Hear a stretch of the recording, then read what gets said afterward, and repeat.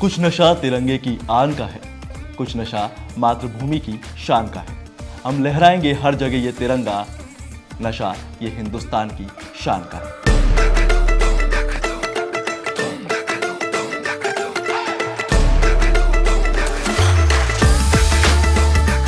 मैंने आपको पिछले दिनों भारत की आज़ादी के संघर्ष की कई कहानी किस्से सुनाए, जिसमें हमने बात की भारत के विभाजन की, कई क्रांतिकारियों की, राज्यों के भारत में विलय की, उन किस्सों की जो दुनिया के लिए काली तस्वीर की तरह आज भी कहीं जिंदा है। लेकिन आज मैं आपको भारत की आज़ादी की कुछ ऐसी कहानियां सुनाने वाला हूं जो आपके लिए नई भी होंगी और आश्चर्यजनक भी। ये वो कहानियां हैं जो आपको सोचने पर मजबूर जरूर करेंगी और शायद अंदर तक झकझोर भी दें। अब ये बात तो जग जाहिर है कि देश की आज़ादी के लिए कई महापुरुषों ने संघर्ष किया और हंसते हंसते देश के लिए शहीद हो गए। लेकिन अगर मैं आपसे कहूं कि देश को आज़ाद कराने में तवाइफों का भी बहुत बड़ा रोल था, तो शायद आपके लिए ये बात नई हो, पर सच है।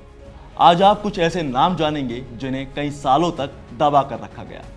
असल में अगर हम आज उन नामों का जिक्र ना करें तो आज़ादी की लड़ाई का इतिहास अधूरा रह जाएगा।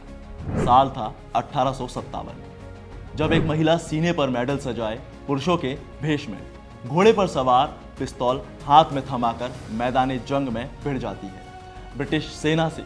ये नाम था अजीजन बाई का। वो एक ऐसी तवायफ थी जो देश की आज़ादी के लिए बहादुरी से लड़ी, कभी पर्दे में रहकर तो कभी बिना किसी पर्दे के। वो एक जासूस और योद्धा की तरह अपने मिशन को अंजाम देती थी। लखनऊ की रहने वाली अजीजन बाई की मां भी एक तवायफ थी, लेकिन देश के लिए लगाव अजीजन को लखनऊ से कानपुर ले आया। एक दौर ऐसा भी आया जब अजीजन बाई के घर में हिंदुस्तानी सिपाहियों की बैठक हुआ करती थी। ऐसा भी कहा जाता था कि Azizan Bai British Indian army की काफ़ी खास हुआ करती थी, इतनी कि उनके कोठे पर आज़ादी के संघर्ष की रणनीतियां बनाई जाती थी। और 1 जून 1857 को क्रांतिकारियों ने कानपुर में एक बैठक की। इस बैठक में नाना साहेब, तात्या टोपे, सूबेदार टीका सिंह, शमशुद्दीन खां और अजीमुल्ला खान के अलावा अजीजन बाई ने भी शिरकत की थी। इसी बैठक में हाथ में गंगाजल लेकर इन सब ने अंग्रेज़ों की हुकूमत को जड़ से उखाड़ फेंकने का फैसला किया।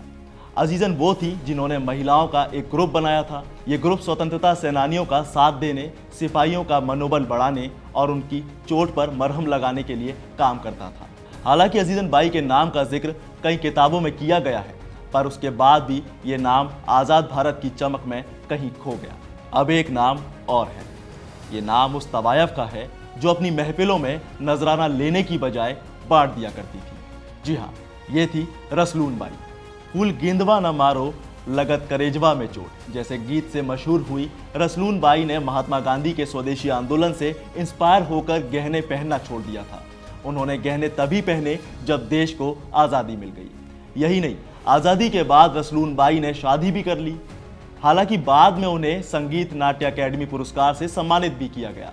बनारस में एक फेमस गली हुआ करती थी जिसे दाल मंडी के नाम से जाना जाता था।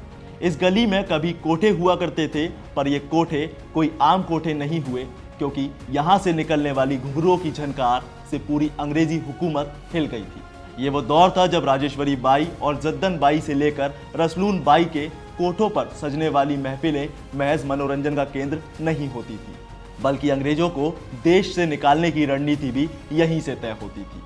और जानते हैं, ठुमरी गायिका राजेश्वरी बाई तो हर महफिल में अंतिम बंदिश भारत कभी न बन सकेला गुलाम गाना भी नहीं भूलती थी। और तो और मशहूर एक्ट्रेस नरगिस दत्त की मां जद्दन बाई ने दाल मंडी कोठे पर भी आज़ादी के दीवानों का आना जाना लगा रहता था। हालांकि अंग्रेजों ने कई बार उनके कोठे पर छापा मारा, खूब परेशान भी किया। आलम ऐसा था कि अंग्रेजों के अत्याचारों से परेशान जद्दन बाई को दाल मंडी की गली छोड़कर जाना पड़ा।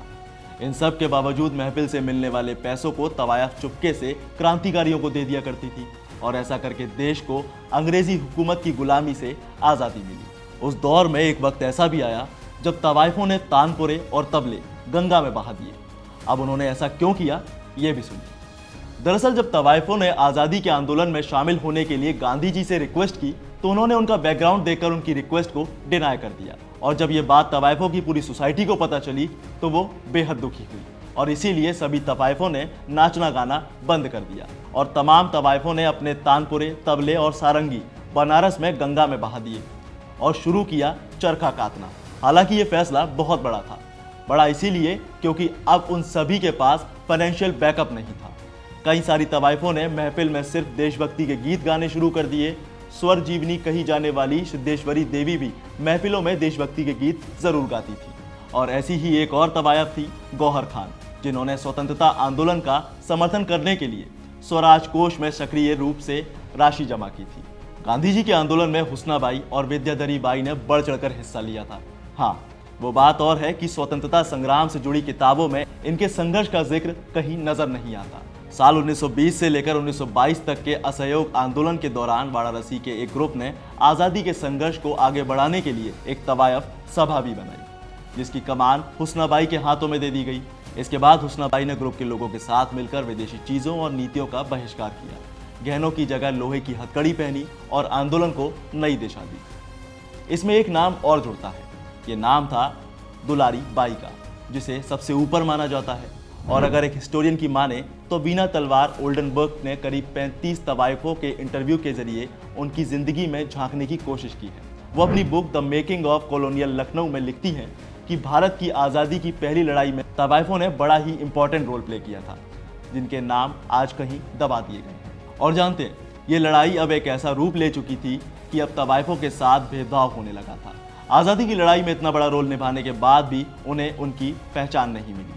राष्ट्रवादी आंदोलन में सार्वजनिक बैठकों में तवाइफों के होने को बुरा माना जाता था, यहाँ तक कि उन्हें भद्र महिलाएं कहा जाने लगा था।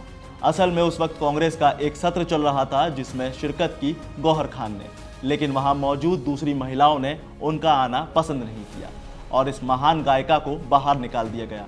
किराना घराने की गायिका गंगूबाई हंगल 1924 में जब बेलगांव कांग्रेस अधिवेशन में गई तो उसमें गांधी जी भी आए हुए थे। उस वक्त उनसे भी अलग खाना खाने के लिए कहा गया था। अब भारत में भेदभाव नया हो या पुराना, नींव तो बहुत पुरानी है। इस लिस्ट में आपने जाना उन आंदोलनकारी तवाइफों के बारे में जिन्होंने देश को आज़ाद कराने के लिए कई कष्ट सहे, अंग्रेज़ों के कोड़े खाए और इसके बाद देश को आज़ाद कराया। आज इन्हें शायद ही कोई जानता होगा। अब आगे कुछ विदेशी नाम और जानिए जिन्होंने आज़ादी की लड़ाई में अपना योगदान दिया है। इसमें सबसे पहले बात करेंगे देश की आज़ादी में सबसे अहम भूमिका निभाने वाले कांग्रेस पार्टी में संस्थापक एलन ऑक्टेवियन ह्यूम की। इंग्लैंड में जन्मे ह्यूम अंग्रेजी अफसर थे। भारत में 1849 में उन्हें नौकरशाही के तौर पर तैनात किया गया था। हालांकि अंग्रेजी सरकार की कई गलत नीतियों का उन्होंने विरोध किया। इसके बाद 1989 में उनकी सर्विसेज को खत्म कर दिया गया और एनी बेसेंट की तरह ही एओ ह्यूम को थियोसॉफिकल सोसाइटी से जोड़ दिया गया। 1885 में ह्यूम ने कांग्रेस की स्थापना की।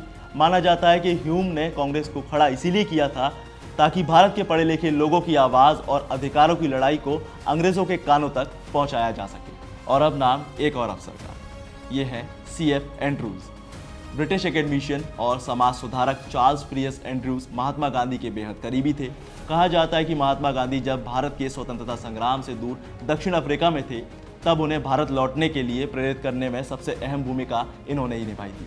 1871 को इंग्लैंड में जन्मे एंड्रूज भारत आने के बाद यहाँ की संस्कृति में ही बस गए। यहाँ उन्होंने दिल्ली के सेंट स्टीफेंस में पढ़ाई की। इसी दौरान वो भारत के स्वतंत्रता आंदोलन में अहम भूमिका निभा रहे थे। गोपाल कृष्ण गोखले, लाला लाजपत राय और रविंद्रनाथ टैगोर के साथ वो जुड़ गए। एंड्रूज ने भारतीय स्वतंत्रता आंदोलन को न सिर्फ समर्थन दिया बल्कि ब्रिटिश नीतियों का भी जमकर विरोध किया।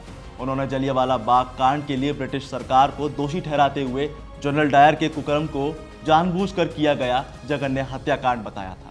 एंड्रूज ने आज़ादी की इस लड़ाई के दौरान भारतीय नेताओं के द्वारा चलाए गए कई आंदोलनों में हिस्सा लिया। 1918 में मद्रास में सूती उद्योग बुनकरों द्वारा की गई हड़ताल हो या 1919 में चांदपुर में चाय बागान के बेरोजगार मजदूरों के लिए राहत कार्य।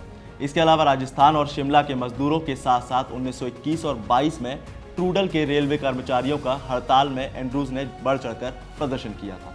1925 और 1927 में एंड्रूज ट्रेड यूनियन कांग्रेस के अध्यक्ष भी चुने गए। उन्होंने भारत में समाज सुधारक डॉक्टर BR अम्बेडकर के साथ 1933 में हरिजनों की मांग का समर्थन किया और अछूतों के उद्धार के लिए चल रहे आंदोलन में उन्हें सक्रिय योगदान दिया। गरीबों और असहायों के प्रति एंड्रूज का लगाव देखकर उन्हें सम्मानित भी किया गया। तो ये थे भारत की आज़ादी से जुड़े वो कहानी और वो किस्से जो आपका जानना बेहद ज़रूरी था। अगर आपको ये वीडियो पसंद आया हो तो इसे लाइक शेयर ज़रूर करें, साथ ही सब्सक्राइब करें वन इंडिया के लिए।